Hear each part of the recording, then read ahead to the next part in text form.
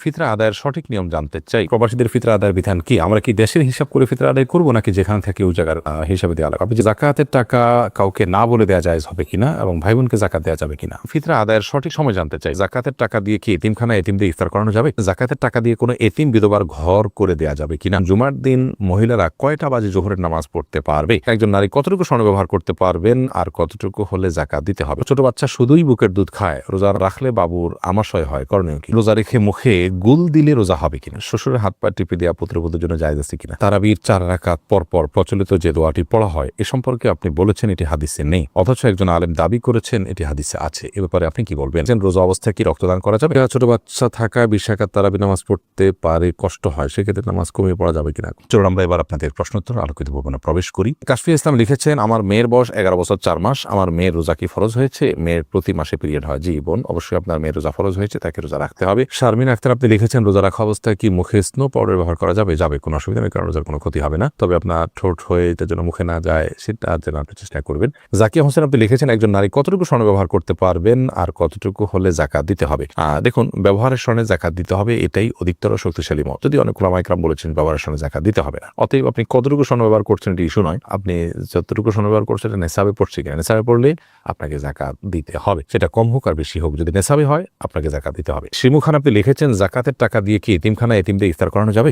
ইফতার করানো তখন জায়েজ হবে যখন ইফতার করার কোনো ব্যবস্থা গরিবের নাই, তখন আপনি জাকাতের টাকা দিয়ে সে অ্যারেঞ্জ করলেন। মূলত জাকাতের টাকা তাদেরকে দিয়ে দিবে, তাদের প্রয়োজন অনুযায়ী খরচ করবে। আপনি নিজে আইটেম ফিক্স করে দিবেন না যে জাকাতের টাকা দিয়ে তুমি এটাই করো। অনেকে হয়তো মনে করেন যে এটা আমি ইফতার করালাম, এটা একটা দৃশ্যমান কিছু হলো, তাহলে সেক্ষেত্রে তো এটি রিয়া হয়ে গেল, লৌকিকতা হলো, এটা তো গুনাহের কারণ হতে পারে, বরং আমাদের সাবধান থাকতে হবে। দাদি নানি আইডি থেকে আপনি লিখেছেন, জাকাতের টাকা দিয়ে কোনো এতিম বিধবার ঘর করে দেওয়া যাবে কিনা? জাকাতের টাকা দিয়ে ইয়েতিম অথবা কোনো বিধবাকে আপনি ঘর করে দিতে পারেন যদি তারা জাকাতের হকদার হয়। এতিম হলেই যে জাকাতের হকদার হবে এমনটি কিন্তু আবশ্যক নয়, বিধবা হলেই যে জাকাতের হকদার হবে এমনটি কিন্তু আবশ্যক নয়। একজন ভদ্র মহিলা, তার স্বামী মারা গেছেন, তিনি বিধবা হয়েছেন, কিন্তু তার এত সম্পদ আছে যেটা দিয়ে চলতে পারেন, তাহলে সেক্ষেত্রে তিনি জাকাতের হকদার নন। এতিমের ক্ষেত্রে একই কথা প্রযোজ্য। যাই হোক, তো এতিম বা বিধবা যদি জাকাতের হকদার হয়, তাদের যে সম্পদ আছে বা উপার্জন হয় তা দিয়ে তাদের সংসার চলতে কষ্ট হয়, এরকম যদি হয়, তাহলে সেক্ষেত্রে আপনি তাদেরকে জাকাতের টাকা দিতে পারেন। জাকাতের টাকা না দিয়ে তাদের যদি ঘরের নিড থাকে, যে তাদের নিরাপদে থাকার মতো কোনো ঘর নেই, সে প্রয়োজন থাকে এবং টাকা দিলে তারা হয়তো নষ্ট করে ফেলবে, আপনি তত্ত্বাবধান করে তাদের হয়ে ঘর নির্মাণ করে দিলে জাকাতের টাকা দিয়ে এটা জায়েজ হবে। শিবলু আইডি থেকে আপনি লিখেছেন, রোজা রেখে মুখে গুল দিলে রোজা হবে কিনা? ভাই শিবলু, সাধারণত গুল খেয়ে থাকেন বা মুখে নিয়ে থাকেন, আমরা দেখি তারা মুখের এক পাশে দিয়ে দীর্ঘ সময়টাকে ফেলে রাখেন। তো মুখের এক পাশে গুল দিয়ে যদি ফেলে রাখেন, থুতুর সাথে সেই গুল আপনার পেটে যাবে, একটু হলেও যাবে, অল্প হলেও যাবে, সেই সম্ভাবনা খুবই স্বাভাবিক, যার কারণে এটি জায়েজ হবে না। রোজা রেখে এটি করলে রোজা ভঙ্গ হতে পারে, রোজা ভঙ্গ হবে।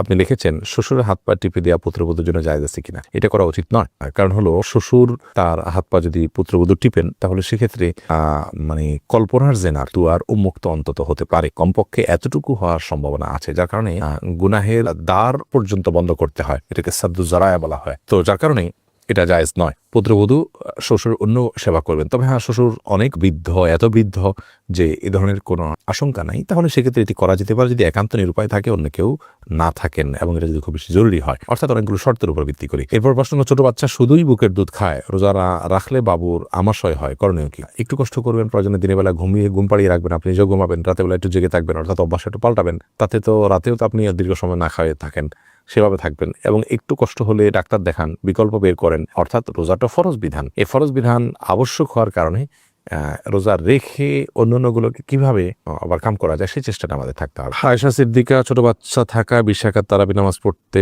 পারে, কষ্ট হয়, সেক্ষেত্রে নামাজ কমিয়ে পড়া যাবে কিনা? কখন আপনি অসুবিধা হলো কম পড়লেন, কোনো অসুবিধা নেই। নফল যেহেতু এটা আপনার অসুবিধার কারণে আপনি একটু কম পড়লেন বা ভেঙে পড়লেন, এই সুযোগগুলো কিন্তু আছে। হাবিবা আইরিন আপনি লিখেছেন, জুমার দিন মহিলারা কয়টা বাজে জোহরের নামাজ পড়তে পারবে? জোহরের ওয়াক্ত হওয়ার পরেই পড়তে পারবে, মসজিদে জুমার নামাজের জামাত হওয়ার পরেই পড়তে হবে এমনটি অনেকে মনে করেন, অথচ এমনটি কোনো আবশ্যক নয়। আপনি চাইলে জুমার নামাজের আগেও, অর্থাৎ ওয়াক্ত হয়ে গেছে জোহরের 12টা এত মিনিটে, আজকে জোহর ওয়াক্ত হয়ে গেছে, এরপর থেকে আপনি বাসায় জোহর পড়তে পারেন। মাজিদুল ইসলাম আপনি লিখেছেন, প্রবাসীদের ফিতরা আদায়ের বিধান কি? আমরা কি দেশের হিসাব করে ফিতরা আদায় করবো নাকি যেখানে থাকে ওই জায়গার হিসাবে দেওয়া লাগবে? আপনি যেখানে থাকেন সেখানকে হিসাব করে আপনি ফিতরা দিবেন। ফিতরা কি আলাদা করে রেখে ঈদের পর আদায় করা যাবে? না, ঈদের পর আদায় করলে ফিতরা আদায় হবে না, বরং ফিতরা আদায় করতে হবে ঈদের সালাতের আগে। নবী করিম সাল্লাল্লাহু আলাইহি ওয়াসাল্লাম বলেছেন, মানাদ্দাহা ক্বাবলা সালাহ, যে ব্যক্তি ঈদের আগে ফিতরা আদায় করবে ফাহিয়া মাকবুলা, তাহলে সেটা ফিতরা হিসেবে কবুল হবে। ওয়া মানাদ্দাহা বা'দা সালাহ, যে ব্যক্তি ঈদের পরে আদায় করবে ফাহিয়া সাদাকাতুম মিনাস সাদাকাত, 10টা সাদকা আমাদের সাধারণ দান হবে, ফিতরার যে দায়িত্ব সেই দায়িত্বের ফলে কিন্তু আদায় হবে না। রফিক আহমদ আপনি লিখেছেন, তারাবির 4 রাকাত পরপর প্রচলিত যে দোয়াটি পড়া হয় এ সম্পর্কে আপনি বলেছেন এটি হাদিসে নেই, অথচ একজন আলেম দাবি করেছেন এটি হাদিসে আছে। এ ব্যাপারে আপনি কি বলবেন? ভাই রফিক আহমদ, দুঃখজনক যে কথাগুলো ভালো করে অনেকে না শুনেই মন্তব্য করেন, আবার অনেকে শুনেও সেটাকে বিকৃত করেন। আমরা বলেছি তারাবির নামাজে 4 রাকাত পরপর যে দোয়া আমাদের দেশে পড়া হয়ে থাকে সুবহানাল মুলক ওয়া মালাকুতে শেষ পর্যন্ত, এই দোয়া 4 রাকাত পর, তারাবির পরে 4 রাকাত পরপর এ দোয়া পড়ার কথা হাদিসে নেই। আবারও বলছি, তারাবির 4 রাকাত পরপর এ দোয়া পড়ার কথা কোনো হাদিসে নেই, কোনো জাল হাদিসেও নেই। আবারও বলছি, তারাবির নামাজের 4 রাকাত পরপর এই দোয়া পড়ার কথা কোনো হাদিসে নেই।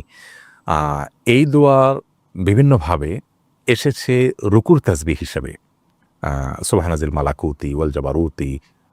রুকুতে নবী করিম সাল্লাল্লাহু আলাইহি ওয়াসাল্লাম সুবহানাল আযীমের জায়গায় আপনার এই তাসবিহ পাঠ করতেন, এ দোয়া পাঠ করতেন। তো রুকুর তাসবিহকে এনে যদি আপনি 4 রাকাত পরপর যে আমরা বৈঠক করে থাকি, বসে থাকি আরামের জন্য, রেস্টের জন্য, সেই জায়গায় আপনি সেট করেন, তার জন্য আপনার তো প্রুফ লাগবে।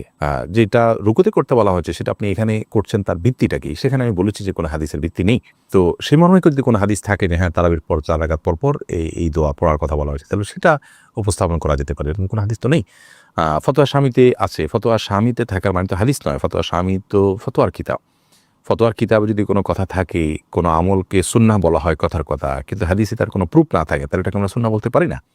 তো আমি যেটা বলেছি এটা পরিষ্কার যে 4 রাকাত পরপর, তারাবির 4 রাকাত পরপর এই দোয়া পড়ার কথা কোনো হাদিসে নেই। অতএব এই দোয়া আছে অন্য কোথাও পড়ার জন্য, সে হাদিস এনে যদি আপনি 4 রাকাত পরপর পড়ার বিষয়টি প্রমাণ করেন, তাহলে সেটা তো অবশ্যই অগ্রহণযোগ্য এবং হাস্যকর হবে।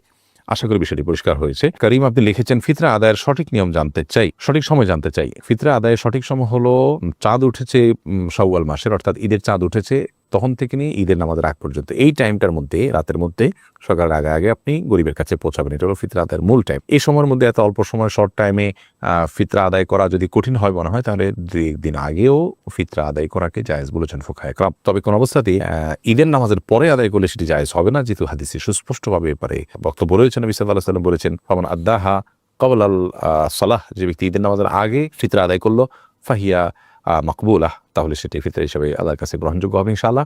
আর ওয়ামান আদ্দাহা বাদাস সালাহ, যে ঈদের পরে আদায় করবে, ঈদের নামাজের পরে, ফাহিয়া সাদাকাত মিনাস সাদাকাত, তাহলে সেটা অন্য 10টা সাদকার মতো একটা সাদকা বা দান হবে। এটা কোনো ফিতরা হিসাবে বিবেচিত হবে না। যাকাতের টাকা কাউকে না বলে দেওয়া জায়েজ হবে কিনা, এবং ভাই বোনকে যাকাত দেওয়া যাবে কিনা? ভাই বোন তারা যদি প্রাপ্তবয়স্ক হয়ে থাকে, অভাবী থাকে, যাকাতের হকদার থাকে, তাদেরকে অবশ্যই যাকাতের টাকা দেওয়া যাবে। যাকাতের টাকা দিয়ে স্বাবলম্বীও করে দেওয়া যাবে, এবং যাকাতের টাকা দেওয়ার সময় যাকাত যিনি নিচ্ছেন তাকে না বলেও দেওয়া যাবে। আপনি মনোনিয়ত করলেন যাকাত দিচ্ছেন, তাকে বললেন যেটা আপনি খরচ করেন, আপনি নিয়ত করলেন যাকাত থেকে দিচ্ছেন, এটা যথেষ্ট হবে। তাকে বলে দেওয়াটা এটা আবশ্যক কোনো বিষয় নয়।